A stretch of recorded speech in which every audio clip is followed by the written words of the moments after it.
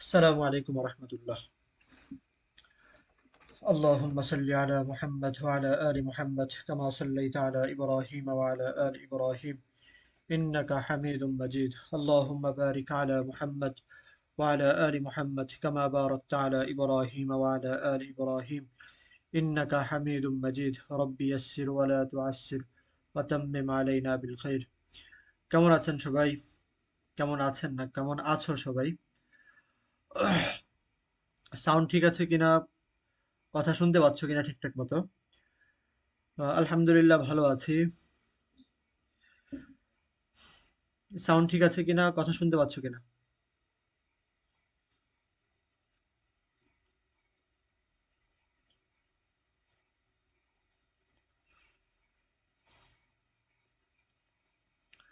আচ্ছা, আমরা গত প্রায় 3টে ক্লাসে আমরা তাসহিহুল জুমাল নিয়ে আলোচনা করেছিলাম এবং তাসহিহুল জুমালের বিভিন্ন অংশ নিয়ে আলোচনা করেছি। ইন্না আন্না নিয়ে আলোচনা করেছিলাম, মুক্তাদা খবর চেনার চেষ্টা করেছিলাম, মুক্তাদা কখন আগে হয় কখন পরে হয় সে ব্যাপারগুলো আলোচনা ছিল। এরপরে কানার ব্যবহার ছিল, সর্বশেষ ফেয়াইলের সাথে ফাইলের ব্যবহারটা ছিল। আজকে আরেকটা ব্যাপার নিয়ে আমরা আলোচনা করব। সাধারণত আমরা আলোচনাটা করছি তোমাদের পরীক্ষায় কেন্দ্র করে, যেন পরীক্ষায় উত্তরটা করা যায়, এটা হচ্ছে আমাদের মূল পয়েন্ট। পরীক্ষাটা যেন ভালো হয়, পরীক্ষার মধ্যে প্রত্যেকটা বিষয় উত্তরগুলো তোমরা করতে পারো। আচ্ছা, সাউন্ড ঠিক আছে কিনা আজকে? আজকে আমরা নতুন একটা বিষয় নিয়ে আলোচনা করব, সেটা হচ্ছে ইজাফাত। ব্যাপারটা হচ্ছে ইজাফাত নিয়ে আমরা আজকের আলোচনাটা করবো ইনশাল্লাহ। ইজাফাতের যে আলোচনাটা আমরা করব, ইজাফাত সম্পর্কে একটু তোমাদেরকে ধারণা দেই, তারপরে আমরা আমাদের মূল পয়েন্টে যাব। ইজাফাত হচ্ছে দুইটা সম্পর্ককে একত্র করা, দুইটা শব্দকে জোড়া দেওয়া, একত্র করা। অনেকে জানো হয়তো, আগেও যারা ক্লাস করেছো তারাও জানতে পারো, ছাড়া বিভিন্ন জন জানতে পারো বিভিন্ন জায়গা থেকে, অনেকদিন তো আরবি নিয়ে পড়াশোনা করছো তোমরা নিজেরাও।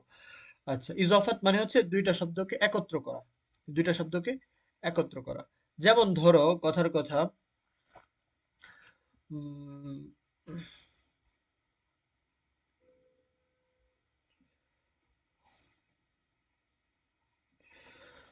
বাইতুন একটা শব্দ, বাংলা লেখা।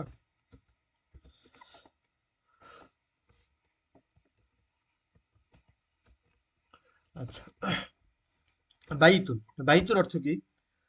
ওয়ালাইকুম আসসালাম। বাইতুন অর্থ হচ্ছে ঘর, বাইতুন অর্থ হচ্ছে ঘর। আচ্ছা, বাইতুন শেষে তানবিন দিয়ে পড়তে হবে, বাইতুন একটা ঘর।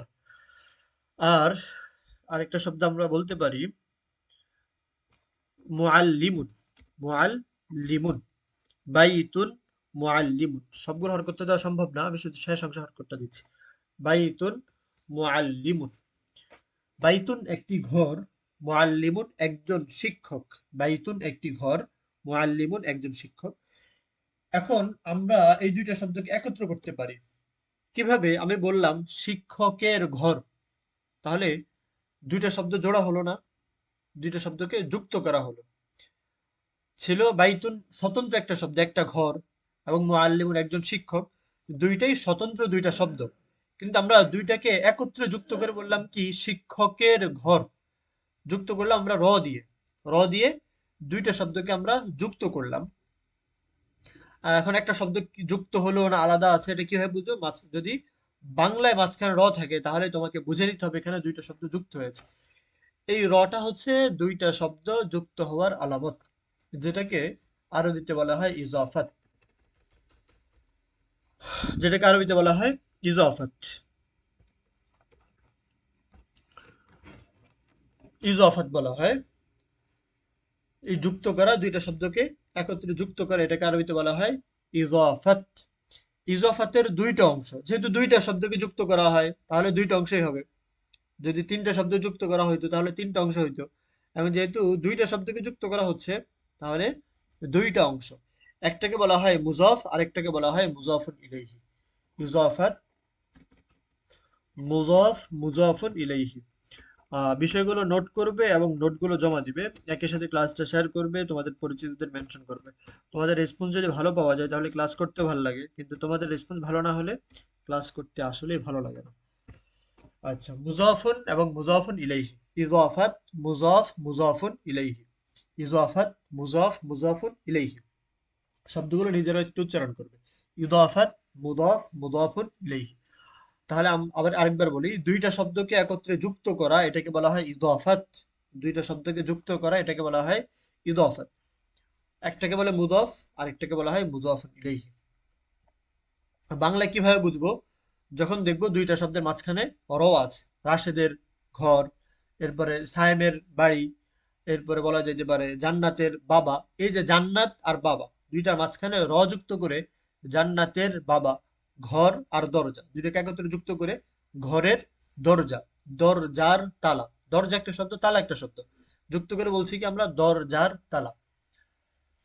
এটাকে বলা হয় ইদাফাত। এটাকে আরবি করার পদ্ধতি হচ্ছে, যেমন ধরো, যেহেতু সবাই দাখিল পরীক্ষার্থী তা আমি তুমি করে বলছি। যেমন ধরো দরজার, দরজার তালা। উর্মি খান যুক্ত হয়েছে দেখছি। তোমার কাছে হয়তো আলোচনাগুলো সহজ মনে হবে যেহেতু বেসিক কোর্স তুমি করেছো। বাকি এখানে মূল একটা পয়েন্ট আছে যেটা আমাদের মূল আলোচনার উদ্দেশ্য, সেটা আসবে সামনে। ঠিক আছে, এই কারণে তুমি তো এগুলো পারো বলে চলে যাওয়ার দরকার নেই। একটা যে পয়েন্ট আমরা আলোচনা করবো এটা হচ্ছে ভূমিকা, ওই পয়েন্টে যাওয়া পর্যন্ত থাকবে। দরজার তালা, ঠিক আছে, দরজার তালা এটা হচ্ছে বাংলা। তালা একটা শব্দ, দরজা একটা শব্দ, দুইটা ভিন্ন ভিন্ন শব্দ যেটাকে র দিয়ে যুক্ত করা হয়েছে। আচ্ছা, এটাকে আরবি করার পদ্ধতি কি? আরবি করার পদ্ধতি হলো, এই যে শব্দটা পরে, বাংলায় যেটা পরে আছে, বাংলায় যে শব্দটা পরে তালা, এটাকে আমরা আরবিতে আগে লিখবো। তালা আরবি হচ্ছে কুফলুন। তালা আরবি হলো কুফলুন, কুফলুন। আচ্ছা, আর দরজা আরবি হলো বাবুন। দরজা আরবি হলো বাবুন। আমি পুরোটা আবার খোলাসা করব, সমস্যা নেই। এখন এই যে স্থান পরিবর্তন করতে হয় যখন বাংলা থেকে আরবি করব, যখন বাংলা থেকে আরবি করব তখন স্থানটা পরিবর্তন করতে হয়। বাংলা যেটা আগে আরবিতে সেটা পরে, বাংলা যেটা পরে আরবিতে সেটাকে আগে আনতে হয়। যেমন এটা পরে ছিল, এটাকে আগে আনলাম, এটা আগে ছিল, এটাকে পরে নিলাম।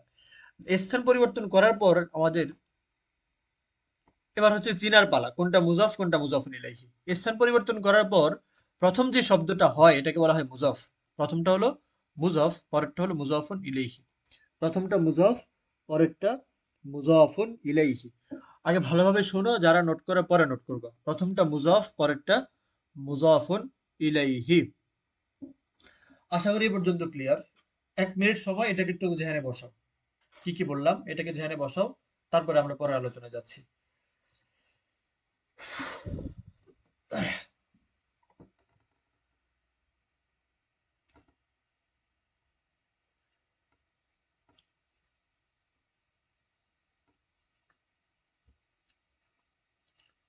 ইয়া রাব লাকাল হামদ কামা তোমাদের সবার কাছে প্রত্যাশা করব ক্লাসের মধ্যে কমেন্ট, শেয়ার, মেনশন এবং একই সাথে রিয়েক্ট করবে। তোমাদেরকে আমি বলেছিলাম কয়েকদিন আগে যে আমাদের এই পেজে যথেষ্ট পরিমাণে সমস্যা হচ্ছে, যেটা আমাদের প্রত্যাশা ছিল না। আমাদের যার কারণে আমাদের নতুন একটা পেজ খোলা হয়েছে, কিন্তু দুঃখজনক হলেও সত্য নতুন পেজের মধ্যে 100 ফলোয়ার হওয়ার আগ পর্যন্ত লাইভ করা যায় না, না হয় হয়তো ক্লাসগুলো আমরা সেখানে নিতাম। তোমরা চাইলে আসলে পেজের সমস্যাটা সমাধান হতে পারে খুব সহজেই। ঠিক আছে।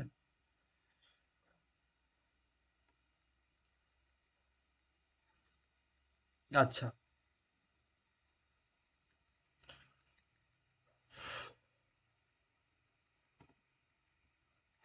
আচ্ছা, আশা করি যদি কোথাও প্রশ্ন থাকে, অস্পষ্ট থাকে, তাহলে প্রশ্ন করবে। ঠিক আছে, সাথে সাথে প্রশ্ন করবে যে এই জায়গাটা আমার কাছে একটু অস্পষ্ট আছে বা এই জায়গাটা আমি বুঝতে পারতেছি না। চুপচাপ না থেকে সাথে সাথে প্রশ্নটা করে ফেলবে। আমি আবার সময় মতো উত্তরটাও দেওয়ার চেষ্টা করব। এতটুকু বোঝার পর আমরা এখন আরো কিছু ব্যাপার আছে। সেটা হলো, প্রথমটা তো মুজাফ, এটা হলো মুজাফর ইলাইহি। তো দুইটার কিছু আলাদা নিয়ম আছে, বৈশিষ্ট্য আছে। একটা হলো মুজাফের মধ্যে তানবিন দেওয়া যায় না। যে শব্দটা মুজাফ হয় সাধারণত আরবি প্রত্যেকটা শব্দের শেষে তানবিন হয়। তানবিন তো বুঝো, দুইটা হরকত হওয়া, কুফলুন, বাবুন, কিতাবুন, জামিলুন, রশিদুন, প্রত্যেকটা শব্দের শেষেই তানবিন থাকে। কিন্তু যে শব্দটা মুজাফ হয় সেখানে তানবিন দেওয়া যায় না, যার কারণে এখানে কুফলুন না পড়ে পড়তে হবে কুফলু, কুফলু। আর যে শব্দটা মুজাফুন ইলাইহি হয় তার শুরুতে আলিফ লাম দিতে হয়। যে শব্দটা মুজাফুন ইলাইহি হয় তার শুরুতে আলিফ লাম দিতে হয় এবং শেষে জের দিতে হয়। ওই শব্দটার শেষে জের দিতে হয়।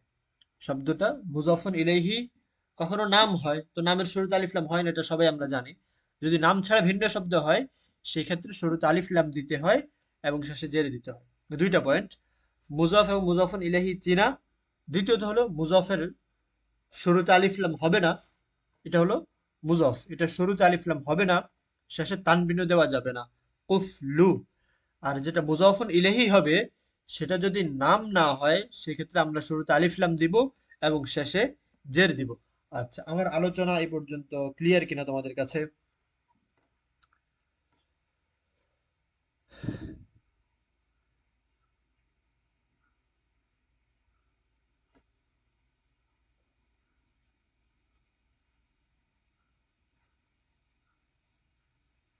আলোচনার এই পর্যন্ত ক্লিয়ার কিনা? গতকালকে একজন পুরো ক্লাসটা শেয়ার করেছিল, একই সাথে 5 জন মনে হয় মেনশনও করেছো। শুক্রিয়া উর্মি খান। বাকি নোটের জন্য আমাকে মেসেজ করো নাই, যার কারণে নোটটা পাও নাই। অবশ্যই সিটটা পাও নাই আর কি। মেসেজ করলে সিটটা পাওয়া যেত।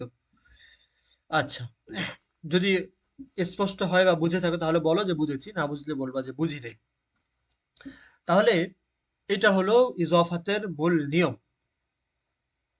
এখন আমরা আমাদের আজকের পড়ায় একটু কারেকশন করি। কখনো কখনো হতে পারে এরকম যে তোমাকে এখানে শুরুতে আলিফ লাম দিয়ে দিল, আল কুফলুল বাবি, তাহলে এই আলিফ লাম থাকাটা হলো বাক্যের ভুল অংশ। ঠিক আছে, বাকি এগুলো আসে না পরীক্ষায়। যে ভুলটা সাধারণত দেওয়া হয় সেটা হলো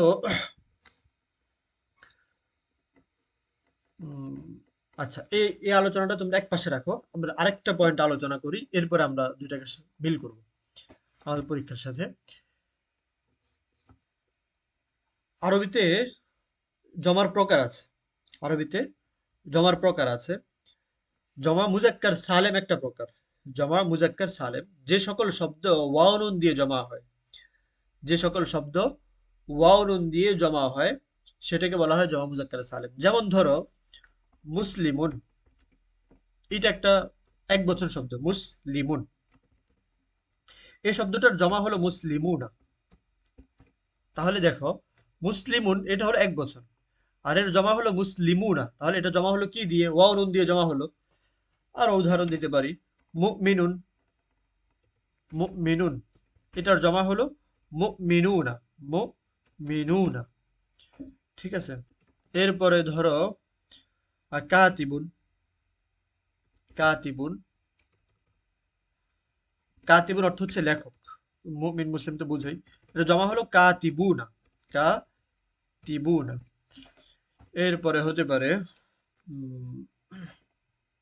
ধরিবুন, আরো যা যা হয় মুতাকাব্বিরুন, যত উদাহরণ দেওয়া যায়। ব্যাপারটা হলো যে সকল শব্দ ওয়াও নুন দিয়ে জমা হয়, ওয়াও নুন, দেখো কাতিবুন জমা হলো ওয়াও নুন দিয়ে, একজন লেখক কয়েকজন লেখক জমা করার জন্য শেষে ওয়াও নুন যুক্ত করা হয়েছে। মুমিনুন মুমিনুনা জমা করার জন্য শেষে ওয়াও নুন যুক্ত করা হয়েছে। মুসলিমুন মুসলিমুনা এটা মুফরদ, জমা করার জন্য শেষে ওয়াও নুন যুক্ত করা হয়েছে।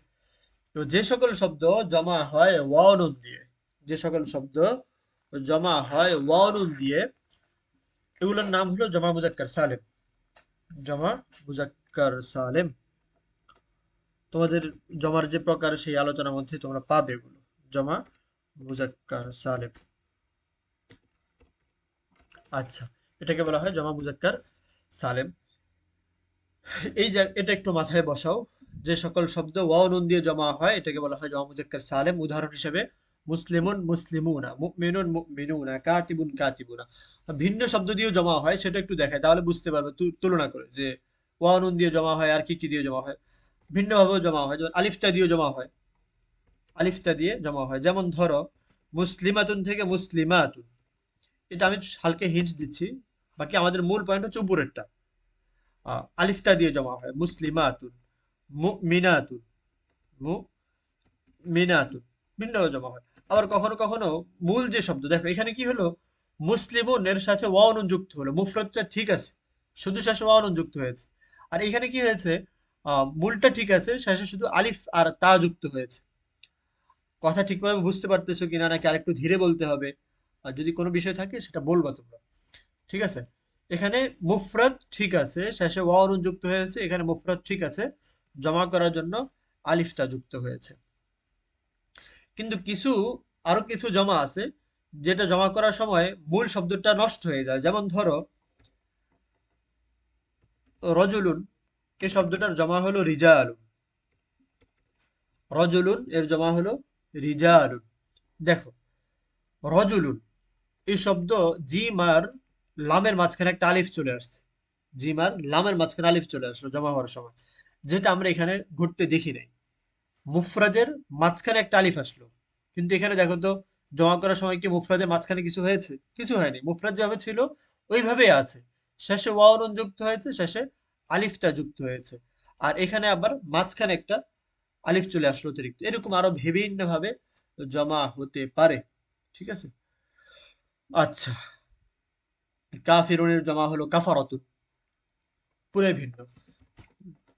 কাফিরুন এই শব্দের জমা হলো কাফারাতুন, অনেক ভাবেই হয়। আচ্ছা, আমাদের আলোচনাটা হলো এখানে, এই জায়গাতে হলো আমাদের আলোচনা। যে সকল শব্দ ওয়াও নুন দিয়ে জমা হয় এটাকে বলা হয় জমা মুজাক্কার সালেম। এতটুকু আলোচনা বুঝছো?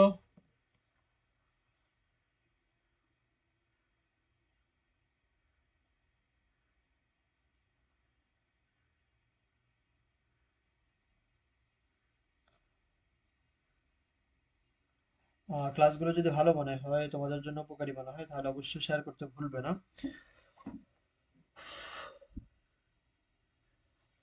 আর অবশ্যই আমাদের পেড ব্যাচের ক্লাসগুলো কিন্তু ফেসবুকে হবে না, সেগুলো সবগুলো গুগল মিটে হবে, এবং সেখানে আমরা প্রশ্নোত্তরগুলো ক্লাসেই মুখস্থ করাবো।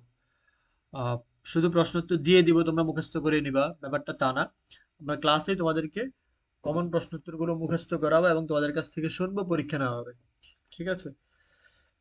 আচ্ছা, প্রশ্নের উত্তরটা দিবা যে এ পর্যন্ত আলোচনাগুলো বুঝেছো কিনা।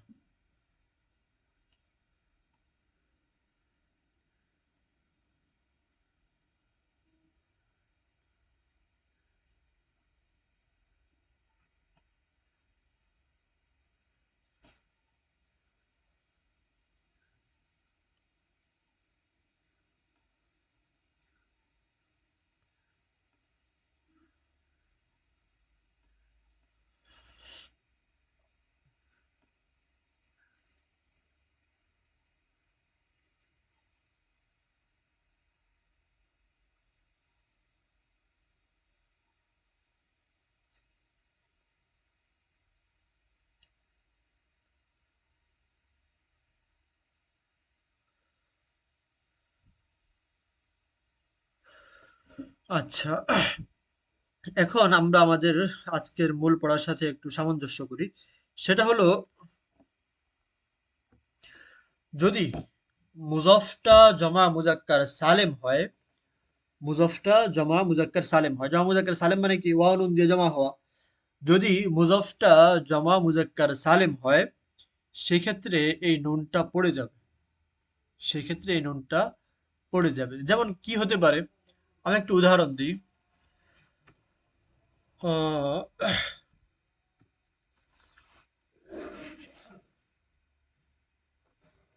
সলিহুন, সলিহুন মানে হচ্ছে সৎ ব্যক্তি।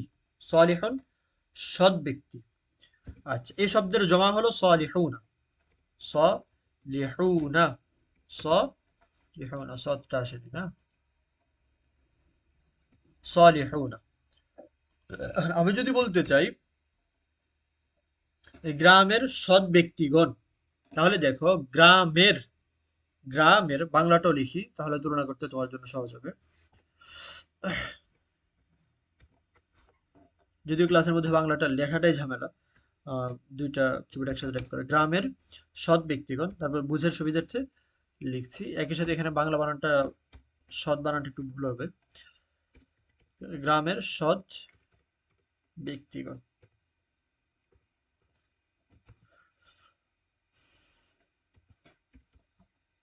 গ্রামের সৎ ব্যক্তিগণ। আচ্ছা, গ্রামের সৎ ব্যক্তিগণ। এখন দেখো, আমি যখনই এখানের মধ্যে এই যে গ্রামের, গ্রাম তো আলাদা একটা শব্দ, যখনই গ্রামের রটা আসলো, এটা আমাকে বোঝাচ্ছে যে এটা ইজাফাত হবে, এটা ইজাফাত হবে। তাহলে যদি ইজাফাত হয়, পরের যে বাক্যটা আছে এটাকে আমি আগে লিখতে হবে সলিহুনা। সলিহুনা মানে, সলিহুনা মানে হচ্ছে সৎ ব্যক্তি, এটাকে আমার আগে লিখতে হবে সলিহুনা। আচ্ছা, আর গ্রামের, গ্রাম আরবি হলো আল করিয়া, তাহলে আল করিয়া। এখন আমরা যে নিয়ম জানি সেটা হলো, যদি মুজফটা জমা মুজাক্কার সালেম হয়, এই নুনটা থাকবে না, নুনটা বাদ দিতে হবে, নুনটা বাদ দিতে হবে। যদি এখানে নুন দেওয়া হয় তাহলে এটা ভুল হবে। সলিহুল করিয়াতি, সলিহুল করিয়াতি। আর তোমাদের পরীক্ষায় এই উদাহরণটা এসেছিল, মুসলিমুন বাংলাদেশ, এই বাক্যটা এসেছিল, একটু দেখতে পারো কত সালে এসেছে, বাকি আমি দেখেছিলাম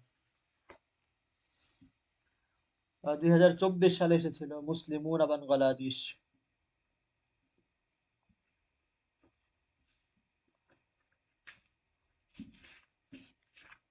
একাধিকবার এসেছিল খুব সম্ভবত বাক্যটা।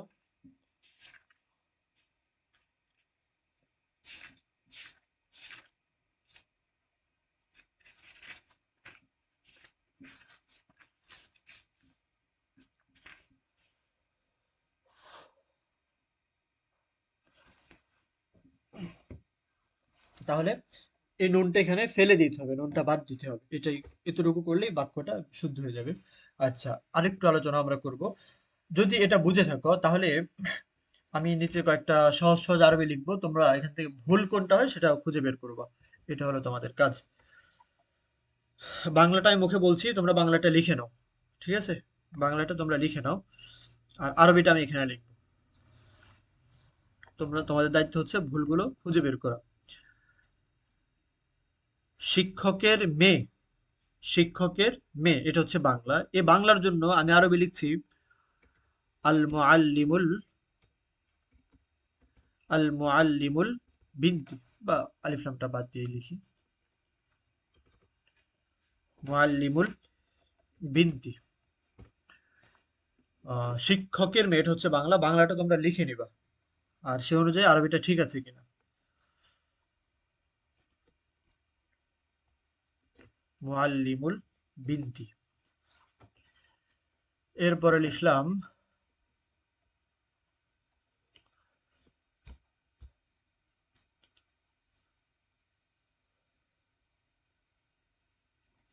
তালার চাবি, তালার চাবি। আল মিফতাহুল কুফলি। হুঁশ ঠিক রাখতে হবে, কোথায় কি ভুল হচ্ছে এগুলো বুঝতে হবে। এরপরে লিখলাম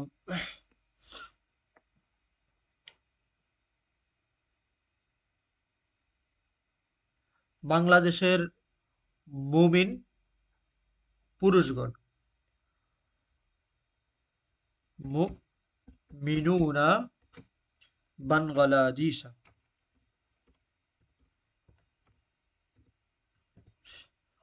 মুমিনুনা বাংলাদেশ। এই তিনটা বাক্যের মধ্যে কি কি ভুল আছে এবং সঠিকটা কি হবে এটা বলাই তোমাদের কাজ। যদি এতটুকু বলতে পারো আশা করব ক্লাসটা মোটামুটি সফল। সঠিক উত্তরগুলো প্রত্যাশা করছি।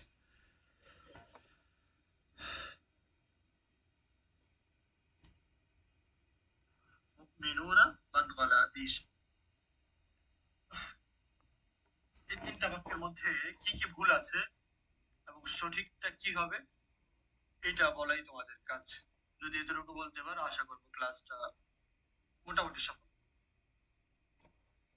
সঠিক উত্তরগুলো প্রত্যাশা করছি। আলাদা আলাদা ভাবে উত্তর করতে পারো, কোনো সমস্যা নেই।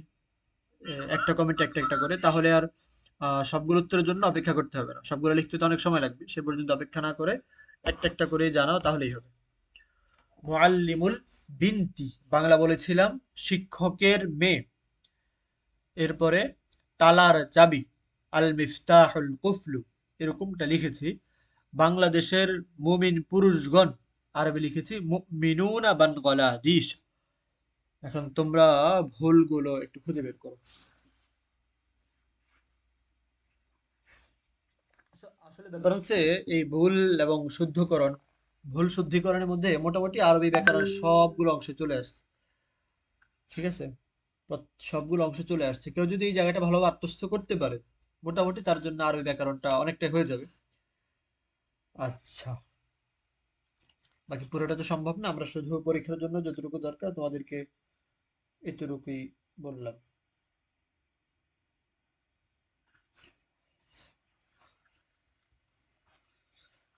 যাদের হাতে সময় আছে, বিশেষ করে যারা 27 পরীক্ষার্থী, 27 পরীক্ষার্থী যারা আছো, প্রত্যেকটা বিষয় ধরে ধরে শেখার চেষ্টা করবে, ঠিক আছে?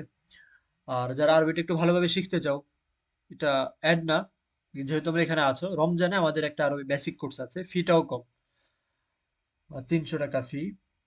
যারা আরবিটা ওই যে একটা তৃপ্তি পাওয়া আর কি আরবি পড়ে, এরকম ভাবে যদি শিখতে চাও, তাহলে রমজানে 1 মাস ওই কোর্সটা করে নিতে পারো। এরপর আরবিটা পড়ে আশা করি তুমি অন্তত তৃপ্তি পাবে যে কিছু শেখা হচ্ছে আরবিতে, বা কিভাবে শিখতে হয় সেটা তুমি বোধগম্য করতে পারবে। এটার ভালো রিভিউ দিতে পারবে ওই মানুষটাই যে এখানে ক্লাস করতেছে। আচ্ছা, নামটা আর বলছি না।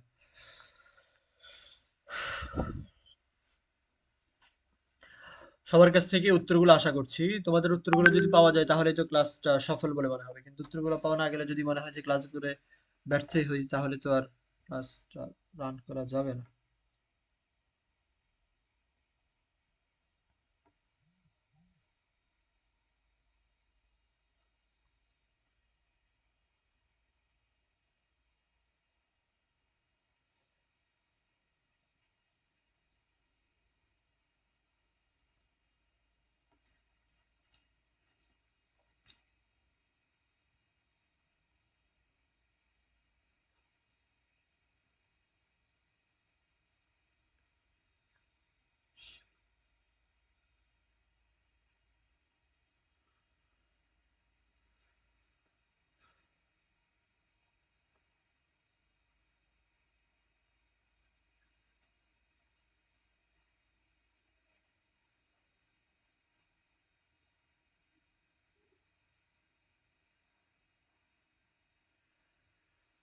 আর বাকি যারা আছো চুপচাপ নীরব মানুষ, তোমরা কি পড়াটা বুঝো নাই নাকি? যদি না বুঝো সেটাও তো বলতে হবে যে আমরা বুঝি নাই।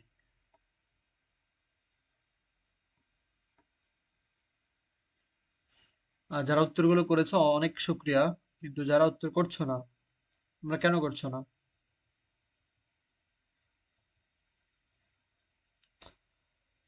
এমন হলে হবে না। ঠিক আছে, এমন হলে হবে না। যদি এমনই হয় তাহলে তো ক্লাস নেওয়া যাবে না। আচ্ছা, ঠিক আছে, আমি এটা সমাধান করে দিয়ে আজকের জন্য ক্লাসটা শেষ করবো এখানে।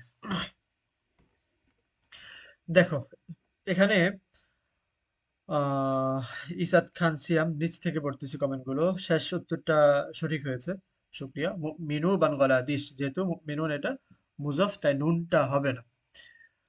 আচ্ছা, আর বাকি যে উত্তর মিফতাহুল কুফরি মুআল্লিমুল বাইতি, এক্ষেত্রে আমি ওয়াও কিন্তু যুক্ত হবে এটা বলিনি কোথাও। ওয়াও যুক্ত হবে এটা আমি কোথাও বলিনি। আমি বলেছিলাম যে ওয়াও থাকলে ওয়াওটা বাদ পড়ে যাবে। ওয়াও থাকলে ওয়াওটা বাদ পড়ে যাবে, এটা বলা হয়েছে।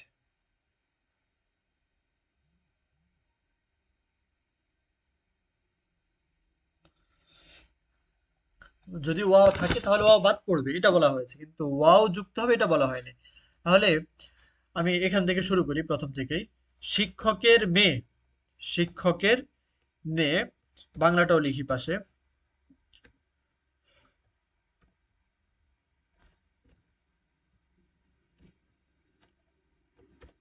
শিক্ষকের মেয়ে, তাহলে ওই অনুযায়ী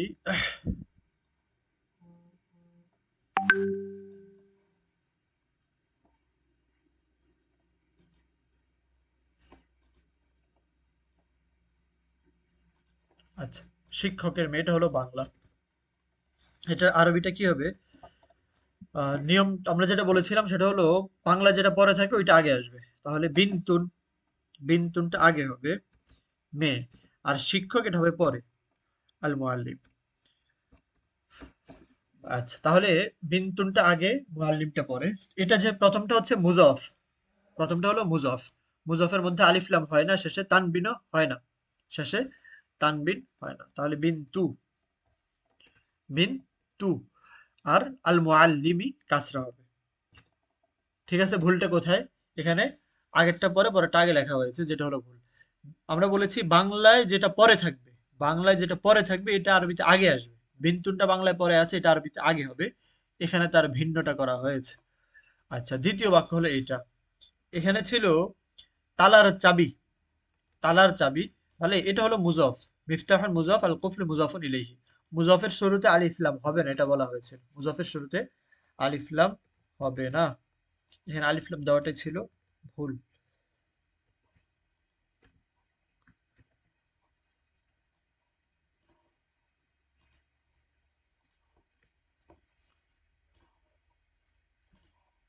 আচ্ছা, এই আলিফ লামটা কেটে দিলে বাক্যটা সঠিক হবে। আর এটা তো তোমরা ধরতে পেরেছো ভালোভাবেই। মেনু না, এখানে যে নুনটা আছে, নুনটা পড়ে যাবে, হবে মেনু বানওয়ালা ডিশ। আচ্ছা, ঠিক আছে। ওই যে বললাম, গোরস্থানে তার কথা বলা যায় না। আজকের জন্য এখানেই শেষ করতেছি। আরো কিছু ব্যাপারে আলোচনা করার ইচ্ছা ছিল, কিন্তু তোমাদের রেসপন্স ভালো না হওয়াতে আজকের জন্য এখানে শেষ করছি। সুবহানাকাল্লাহুম্মা ওয়া বিহামদিক, আশহাদু আল্লা ইলাহা ইল্লা আনতা আস্তাগফিরুকা ওয়া আতুবু ইলাইক। তোমরা তোমাদের প্রশ্নগুলো দেখবে বিগত সালের। আশা করি এই নিয়মের মধ্যে সবগুলো উত্তর পেয়ে যাবে। কোথাও যদি মনে হয় যে এটা আমাদের নিয়মের মধ্যে আসে নাই, তাহলে হোয়াটসঅ্যাপ গ্রুপে অথবা ফেসবুক যে গ্রুপ আছে যেখানে হোমওয়ার্ক জমা দাও, সেখানে প্রশ্ন করবে। আমরা ওই টপিকগুলো নিয়ে যদি আগামীতে ক্লাস হয় আলোচনা করবো ইনশাআল্লাহ। আসসালামু আলাইকুম ওয়া রাহমাতুল্লাহ।